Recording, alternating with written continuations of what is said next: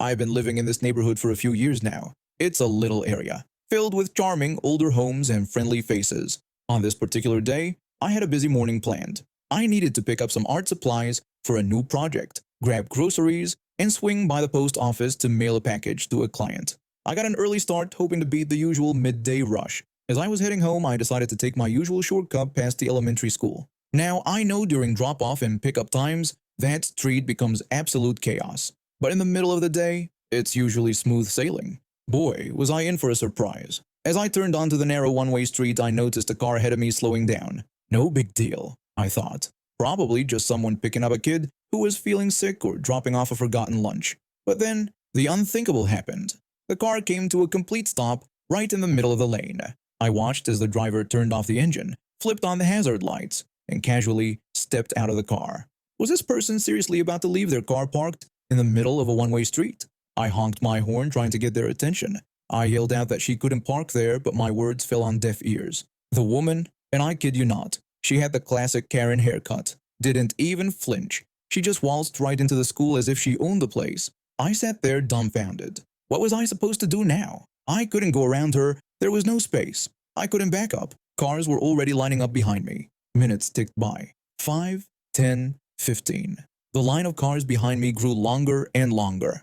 Horns started honking. People were shouting out their windows. I exclaimed about how ridiculous the situation was, pointing out that there were parking spots just up the road. The driver behind me asked what was going on and why we weren't moving. I explained that some lady had just parked her car in the middle of the street and gone into the school. We all sat there stewing in our frustration. I considered laying on my horn until she came back, but I didn't want to disturb the kids in school. Plus, something told me this woman wouldn't care anyway. Finally, she emerged from the school. She strolled back to her car looking as carefree as ever. The cacophony of horns and angry shouts that greeted her seemed to bounce right off her. The woman offered a half-hearted apology, saying she just had to drop something off for her child.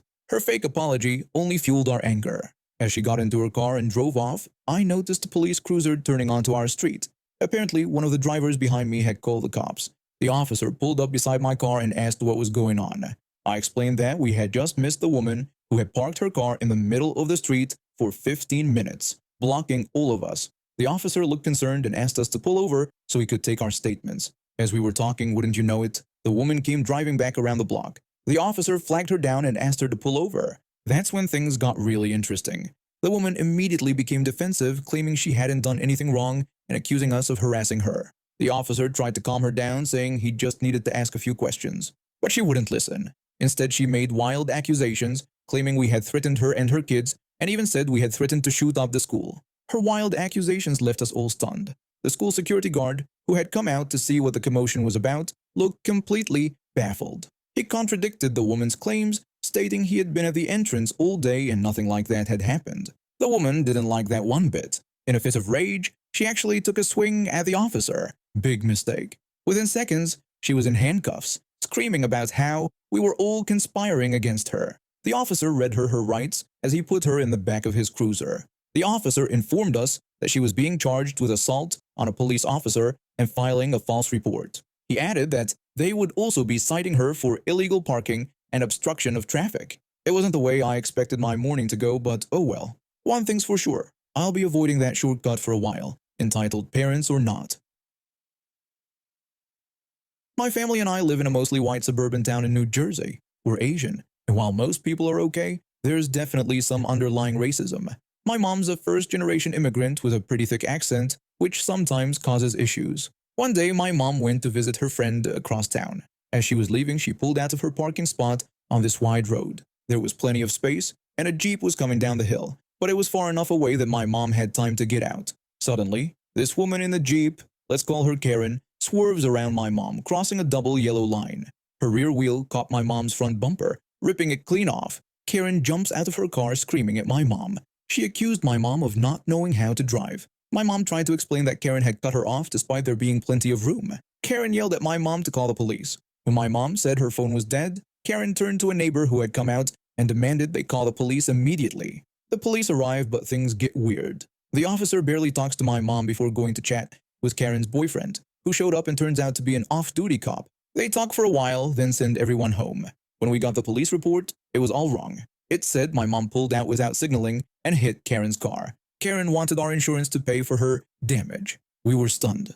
My mom went to our neighbor, a retired police captain, for advice. He told her to go to the station and ask to file an internal complaint. So she did. At the station, my mom asked to see the chief. The officer told her she couldn't just walk in and see the chief. My mom then asked where she could file an internal complaint. The officer suddenly became alert and offered to show her the way. My mom showed all the evidence to the deputy chief, photos from witnesses, everything. She even mentioned possible racism since the officer ignored her accent. They started an investigation. Our insurance saw the evidence and refused to pay Karen. They went after her insurance instead.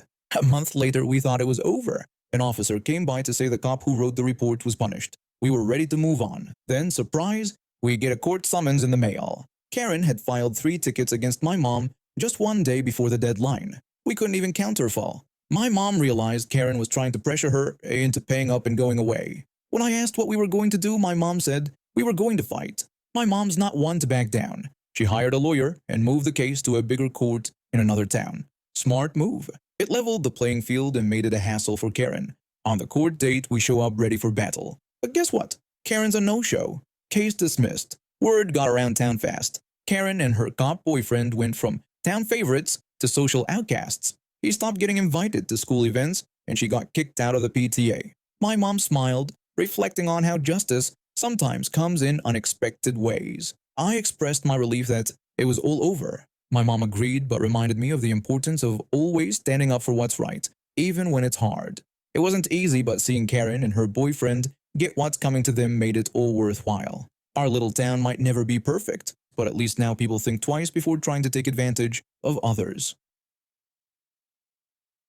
I was a college student trying to make ends meet. My parents couldn't afford to pay for my education, so I had to juggle work and studies. The gas station job wasn't fancy, but it paid the bills. This one day started like any other. I was manning the register, restocking shelves, and helping customers with their lottery tickets. The Powerball jackpot was higher than usual, drawing in more hopeful players than we typically saw. As the afternoon wore on, a woman walked in with a thick wad of cash and a pre-filled lottery ticket. She didn't even bother to greet me, just dropped the ticket on the counter like I was some kind of machine.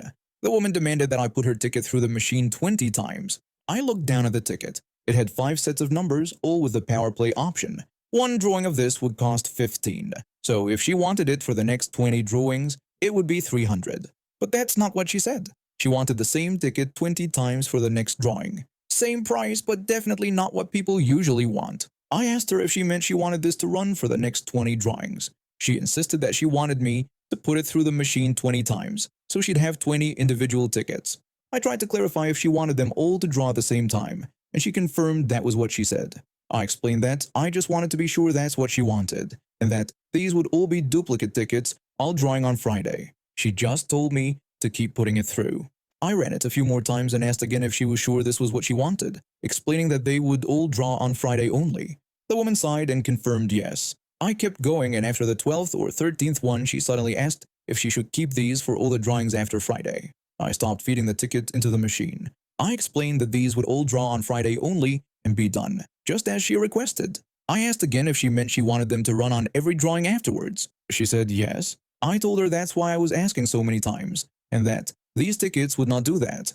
They would draw once and be done.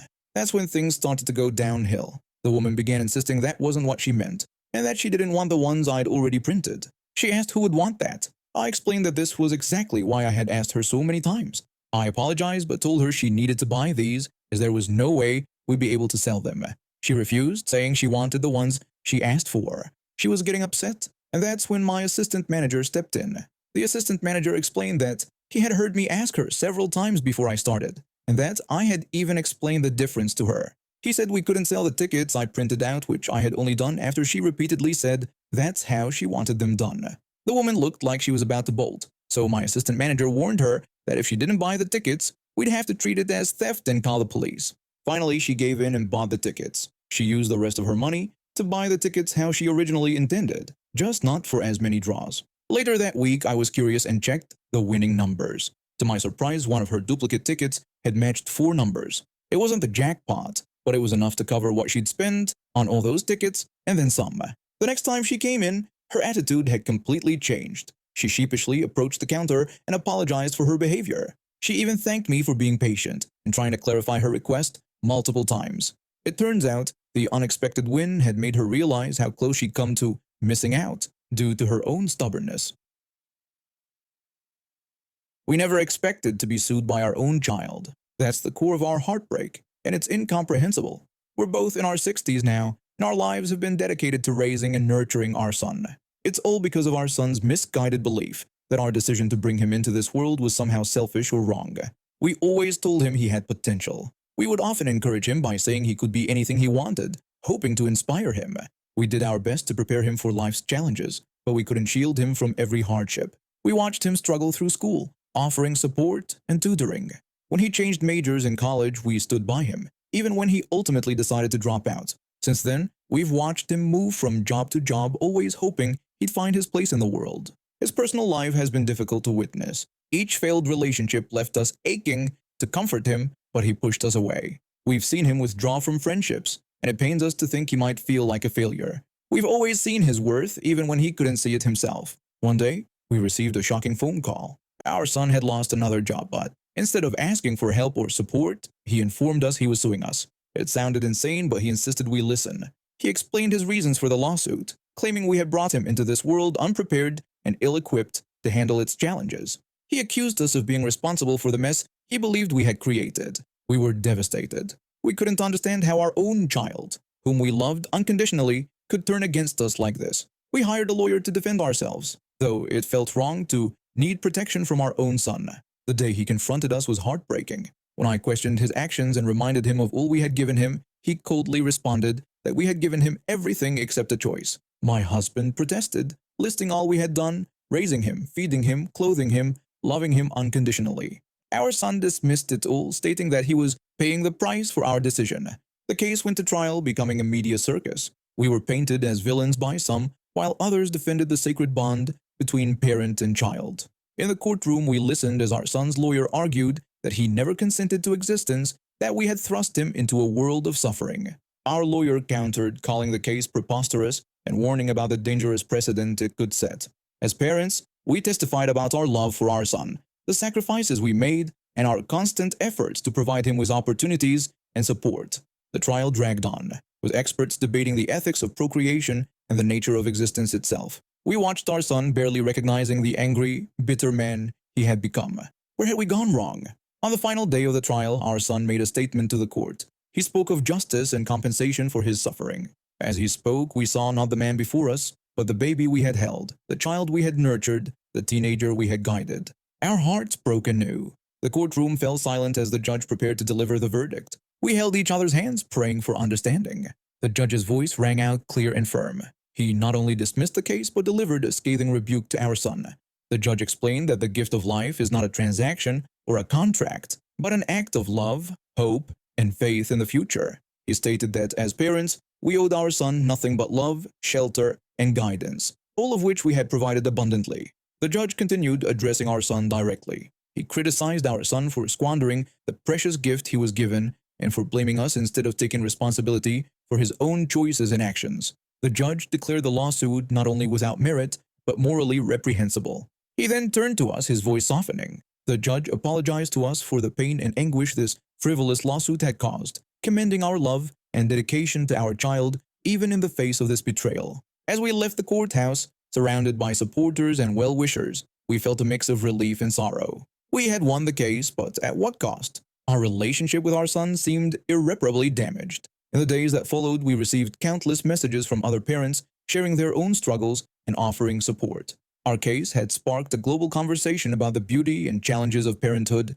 and the importance of gratitude and personal responsibility. As we sat in our home looking at old family photos and remembering happier times, we realized that our love for our son remained unchanged, despite everything. We hoped that one day he would understand the depth of our love and the joy his existence had brought to our lives. And maybe, just maybe, this experience would lead him to find the purpose and appreciation for life that he had been missing.